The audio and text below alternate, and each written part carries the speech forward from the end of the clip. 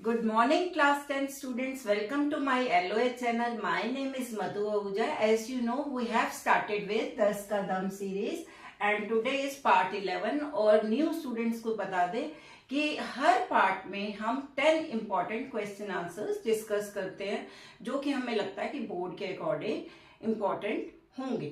तो कल भी हमने चैप्टर 4 से डिस्कस किए थे, आज भी हम चैप्टर 4 से डिस्कस करने जा रहे हैं। Let's start with question number 1। What is denatured alcohol, why is it denatured. बेटा अगर आपने मेरी carbon and its compound series देखी हो तो उसमें आपने देखा होगा कि मैंने ये क्वेश्चन वहां पे भी समझाया हुआ है and this is quite important. देखो बेटा, डीनेचर्ड अल्कोहल क्या है, पहले तो आपको पता होना चाहिए कि अल्कोहलिक, हम कहते हैं ना पर्सन इज अल्कोहलिक, मतलब ड्रिंक करता है, अल्कोहल पीता है।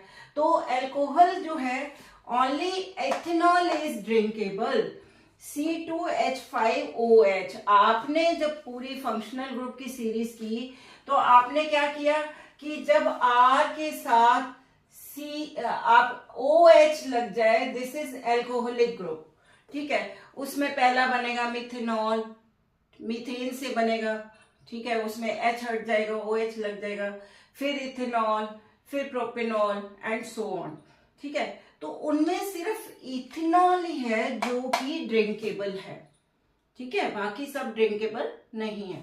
तो हम कहते हैं कि person is alcoholic, alcohol P रहा है, तो अल्कोहल पीने का मतलब वो इथेनॉल पी रहा है। अगर हम केमिस्ट्री में देखें तो alcohol is a whole series, ठीक है, फंक्शनल ग्रुप है, बट उसमें सिर्फ इथेनॉल को पीता है, ठीक है। नाउ अब आपको पता है कि it is use for drinking purpose, but along with this it is use in many industries also. जैसे टिंचर आयोडीन बनता है आपका, मैनी कफ सिरप्स, बहुत से पेंट्स में डलता है। तो वहां पे वर्कर्स जो हैं इसका मिस यूज ना कर ले, इसलिए उसमें कुछ पॉइजनस सब्सटेंस मिलाया जाता है, इसको हम बोलते हैं denatured alcohol. Okay, that poisonous substance is methanol. Okay, इसी का जब मिथेनॉल होता है तो वो पॉइजनस है, ओके। एंड एक डाई भी मिलाई जाती है to colour that alcohol, so that दूर से ही देख के पता लग जाए कि ये ड्रिंकेबल नहीं है। So I have written here, as we know ethanol is used for drinking purpose, also it is important industrial solvent, ये तो मैंने आपको बता दिया, ठीक है। in order to prevent the misuse of ethanol, ठीक है, produced for industrial use, it is made unfit for drinking by adding poisonous substances like methanol. You should know the substance, okay, to it, and this is known as denatured alcohol. ठीक है बेटा, ये समझ आ गया। Now come to question number 2, why dyes are added in denatured alcohol। अभी मैंने आपको बताया कि डाई क्यों डाली जाती है, सो दैट दूर से ही पहचान हो जाए कलर देख के कि this is not drinkable, this is unfit for drinking, ठीक है। तो dyes are added to this to color the alcohol blue so that it can be identified easily, ठीक है।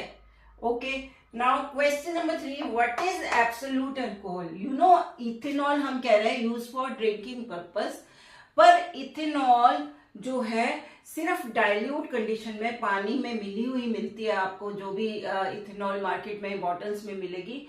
अगर 100% इथेनॉल होगी, we call it absolute alcohol, and intake of it can be lethal. ये जरा C small amount में मिली हुई death कर सकती है, ठीक है, समझ आया लीथल का मतलब, ओके।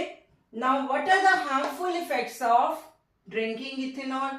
अब इसके कोऑर्डिनेशन कम हो जाता है, कंफ्यूजन हो जाती है, ड्रॉजीनेस हो जाती है, ठीक है। एंड वैसे पर्सन पीता क्यों है, अपने आप को रिलैक्स करने के लिए, ठीक है, बट उसको ये नहीं पता रिलैक्सेशन तो फॉर द टाइमिंग थोड़ा सा होगा, पर उसके अलावा कितने हार्मफुल इफेक्ट्स हैं मस्कुलर कोऑर्डिनेशन कम हो जाता है, and many other also I have written here.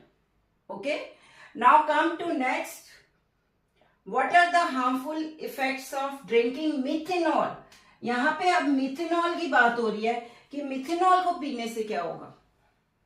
आपने बहुत बार न्यूज में सुना होगा कि देसी शराब पीने से इतने लोगों की मौत हो गई, इतने लोगों की आईसाइट चली गई, ब्लाइंड हो गए.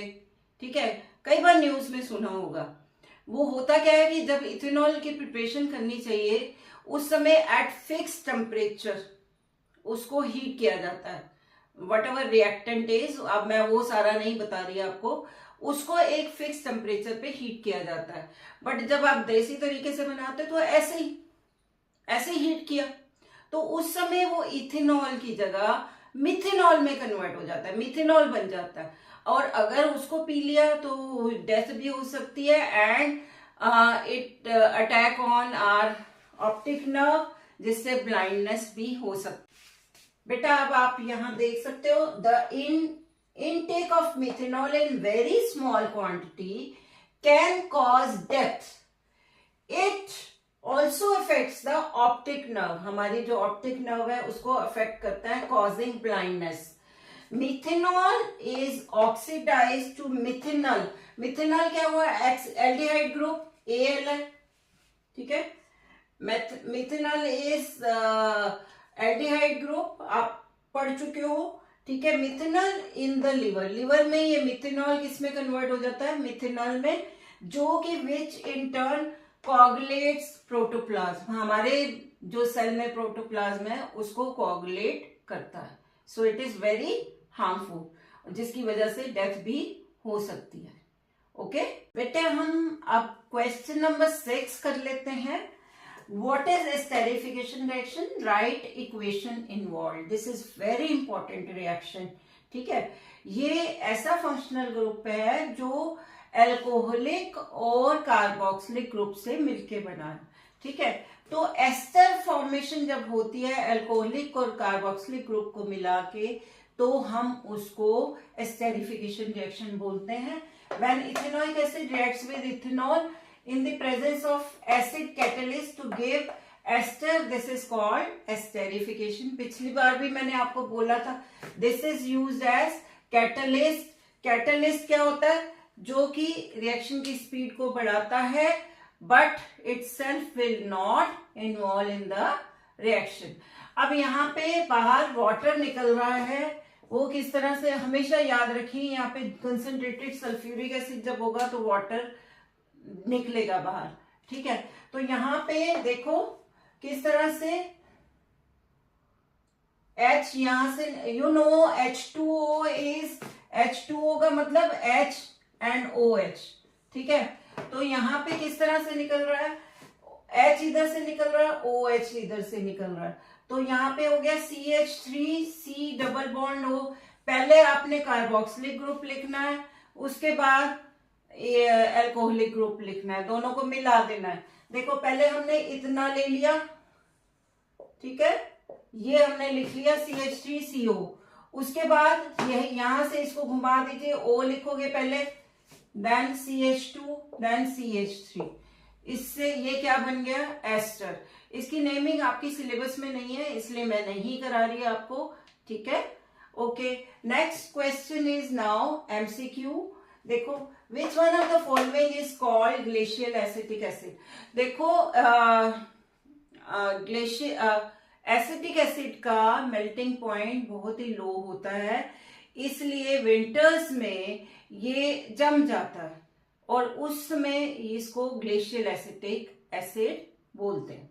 ठीक है, तो यहाँ पे आपसे क्वेश्चन ये भी पूछा जा सकता है, what is the melting point of, ये भी लर्न कर लीजिएगा. I am showing you page, आप देख लीजिए उसमें से. ठीक है, now dilute acetic acid, vinegar, ये भी आपको पता होना चाहिए, ये भी किसी फॉर्म में पूछा जा सकता है. विनेगर क्या है, 5 to 8% इसमें एसिटिक एसिड होता है, बाकी वाटर होता है. ठीक है, then acetic acid in liquid state या acetic acid in solid state. So answer is this, acetic acid in solid state. Freeze जब हो जाता है तो इसको ग्लेशियल एसिटिक एसिड बोलते हैं। Okay, next is in which of the following compound COOH group functional group is in present. COH group कौन सा होता है? कार्बोक्सिलिक एसिड ग्रुप, ठीक है। तो कार्बोक्सिलिक एसिड ग्रुप जो है वो इनमें से किसमें और इसका नाम क्या होता है? इसकी जब नेमिंग करेंगे तो क्या आएगा? ओइक एसिड, ठीक है। इसकी नेमिंग में ओइक एसिड आना चाहिए। तो बताइए किसमें आ रहा है? इसमें आ रहा है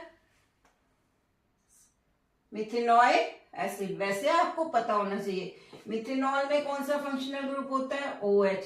मिथेनॉल में कौन सा होता है? बोलिए CHO, एल्डिहाइड, ठीक है। एंड क्लोरोमीथेन में आपका हेलोजन होता है, Cl लग के और CH3Cl, ठीक है। This is halogen group. Okay बेटा, अब क्वेश्चन नंबर 9 कर लेते हैं, assertion and reason again options are given here. देखो बेटा, question number 9 assertion, hydrolysis of ester with NaOH is called saponification, soap formation. This equation is also important. मैंने आपको question नहीं दिया what is saponification, वो इसी में ही कवर हो जाएगा, ठीक है। देखो हाइड्रोलिसिस, बिल्कुल पहले let me explain you this equation, फिर आपको समझ आ जाएगा। ये दी नहीं होगी, ये मैंने समझाने के लिए लिखी हुई है। This is formula of ester, अभी हमने बनाया था एस्टर, ठीक है। जब इसको NaOH से रिएक्शन कराएंगे, पहले हमने क्या किया था? H एंड OH ऐड किया था, H एंड OH निकाला था बाहर। अगर H एंड OH से रिएक्शन कराएंगे तो यहाँ Na की जगह क्या बन जाएगा? H बन जाएगा, ठीक है। कार्बोक्सिलिक एंड एल्कोहलिक ग्रुप वापस आ जाएंगे, ठीक है। बट यहाँ पे हम किससे रिएक्शन करवा रहे हैं? NaOH से करा रहे हैं। तो now it is sodium salt of carboxylic acid and सिर्फ H की जगह Na लगाया और OH अपनी जगह पे वापस चला गया, C2H5OH, ठीक है।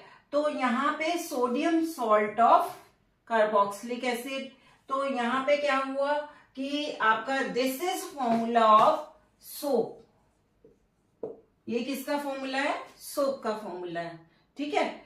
अब हम यहां दोबारा पढ़ते हैं, hydrolysis of ester with NaOH। NaOH से जब रिएक्शन कराते हैं तो this reaction is called saponification. क्यों? क्योंकि यहाँ पे सोप बन रहा है। This is true, okay. Soap are molecules in which two ends, hydrophilic end hydrophobic.